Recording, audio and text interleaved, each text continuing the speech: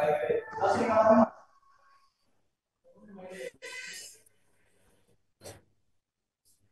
Bapak Ibu semua, Assalamualaikum warahmatullahi wabarakatuh. Pada sesi hari ini kita akan berdiskusi terkait gamifikasi belajar menyenangkan seasyik bermain games.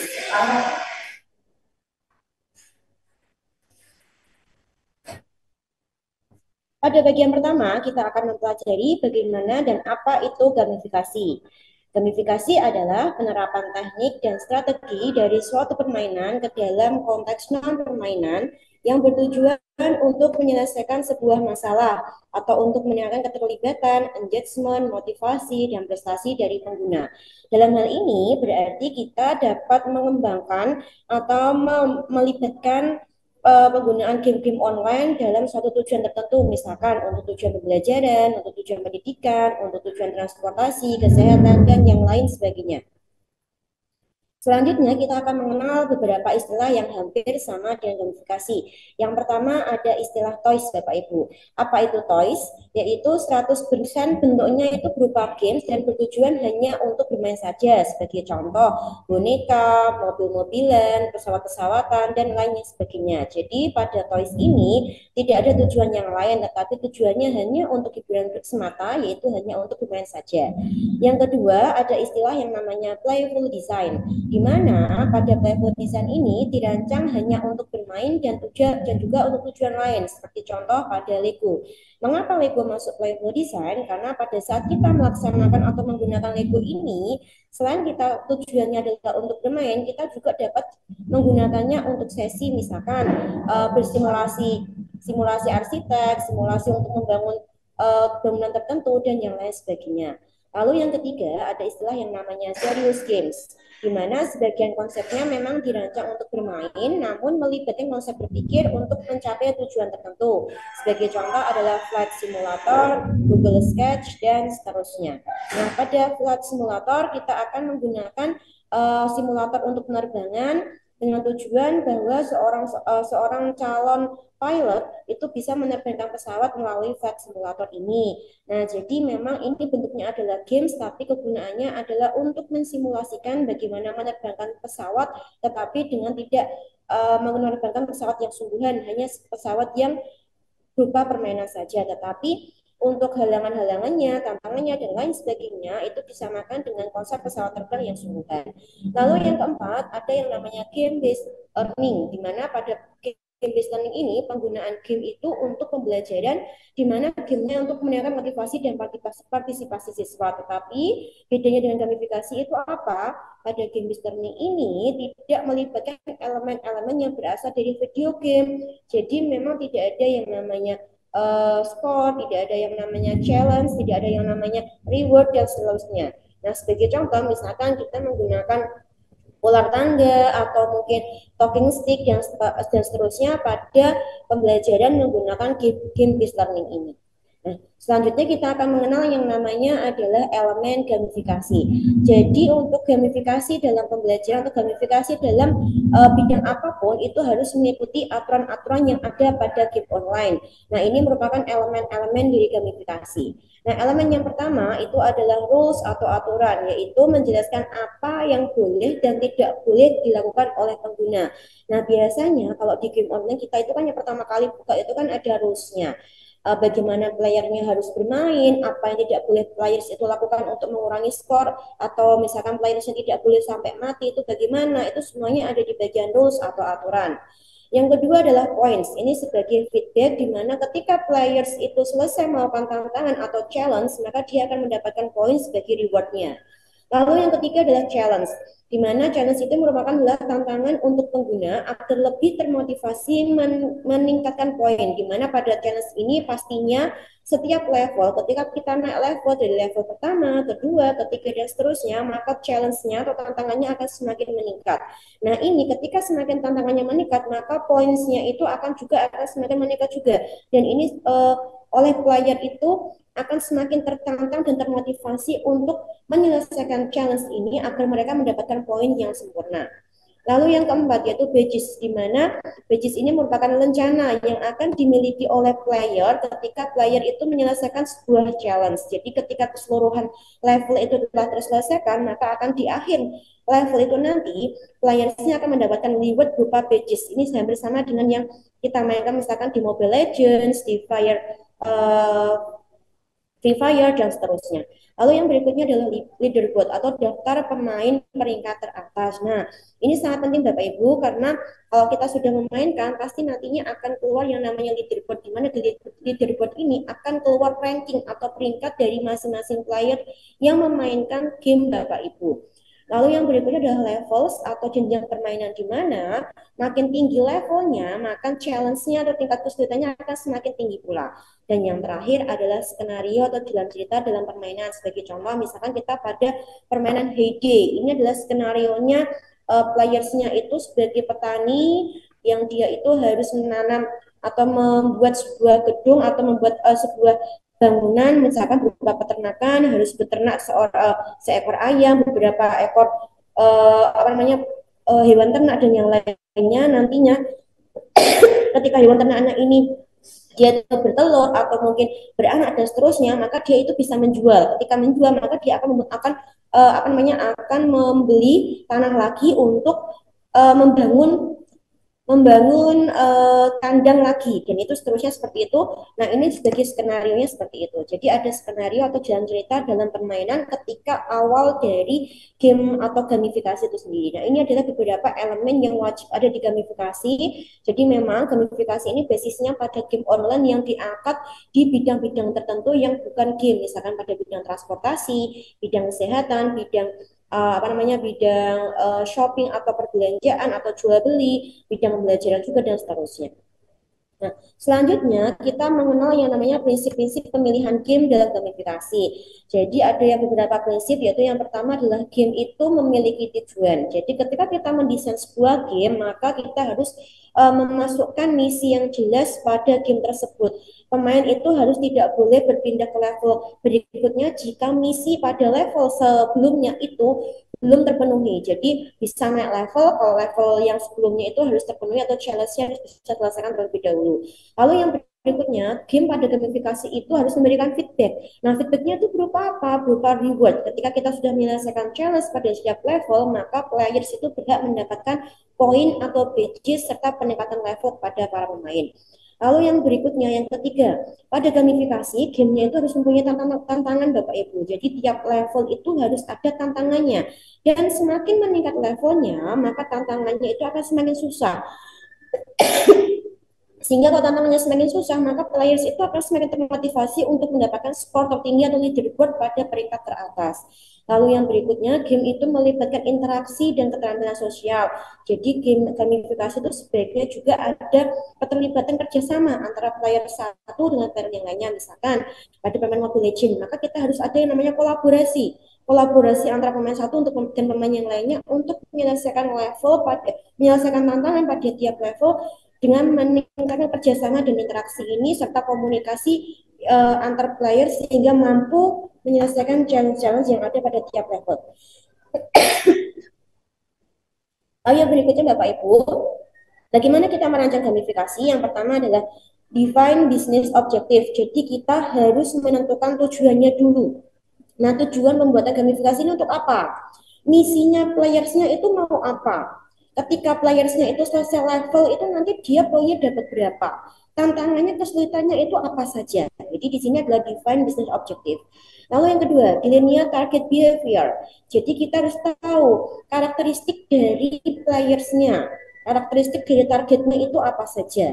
Misalkan kita mau membuat game atau mengembangkan game yang karakteristiknya itu adalah siswa sekolah dasar. Jadi kita harus menyesuaikan dengan umurnya mereka. Tidak boleh kita membuat game itu untuk siswa SD, tapi ternyata gamenya itu karakteristiknya untuk siswa SMA. Maka nanti siswa tersebut itu tidak akan bisa tertarik atau mungkin tidak bisa paham mengenai game yang kita kembangkan tadi. Lalu yang berikutnya, describe the players. Ini yang bersama dengan yang kedua ya Bapak Ibu ya. Lalu yang keempat adalah devise the activity loops. Jadi ada perputaran aktivitasnya itu jelas. Habis ini level pertama, misalkan menyelesaikan challenge yang apa. Level yang kedua, tantangannya itu meningkat lagi. Challenge yang apa sebagai contoh. Misalkan Pada level pertama, misalnya kita membuat game yang namanya game Pac-Man. Game Pac-Man itu kan yang kecil-kecilan itu ya, kecil-kecilan monster tersebut. Misalkan pada level pertama. Level pertama dikasih pertanyaan yang mudah. Nanti playersnya itu bisa masuk ke ruangan, tapi yang ngejar monsternya itu hanya 3 monster saja pada level pertama ini. Dan pengejarnya atau monster yang mengejar playersnya tadi itu gerakannya mungkin hanya sebatas jalan santai saja. Itu pada level pertama.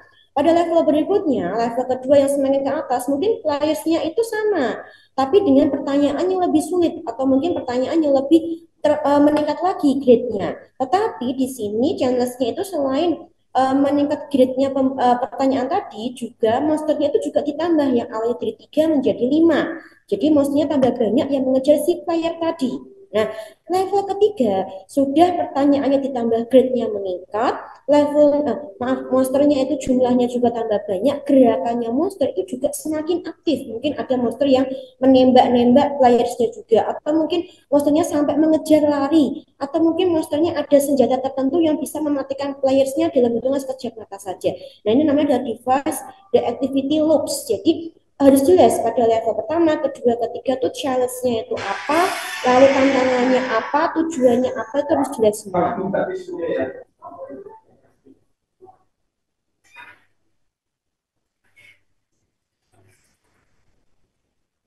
Oke, yang kelima Bapak Ibu, yaitu don't forget the fun. Jadi ketika Bapak Ibu mengembangkan games ini, jadi jangan lupa untuk meninggalkan aspek keceriaan, aspek menyenangkan di games ini. Jangan sampai kita membuat games itu malah tambah siswa itu bingung, malah tambah siswa itu apa namanya ya, pusing, atau mungkin malah dia tuh nggak fun ketika memainkan game tersebut.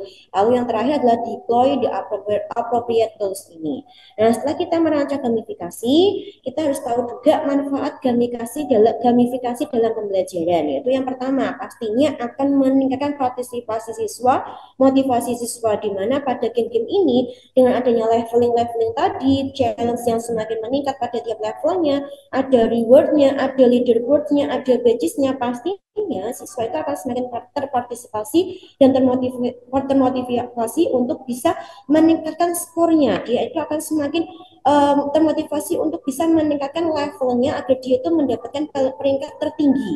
Nah, itu adalah partisipasi dan motivasi siswa, dan akan pastinya itu akan membuat pembelajaran menjadi jauh lebih menyenangkan dan kreatif. Karena apa?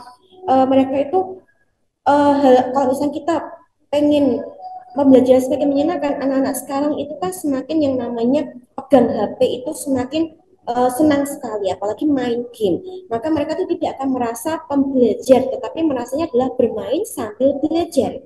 Jadi belajar dikemas dalam sesuatu yang menyenangkan, sehingga pembelajaran itu jauh lebih menyenangkan. Dan juga pastinya adalah kreatif, karena pembelajaran yang biasanya dikemas dalam hanya menonton seperti biasa, misalkan hanya ceramah atau diskusi atau presentasi, dengan adanya game ini maka pembelajaran akan jauh lebih kreatif dan menghilangkan kebosanan siswa. Dan pastinya pembelajaran itu akan ada interaksi antara siswa yang satu dengan siswa yang lainnya, siswa dengan gurunya, dan yang seterusnya.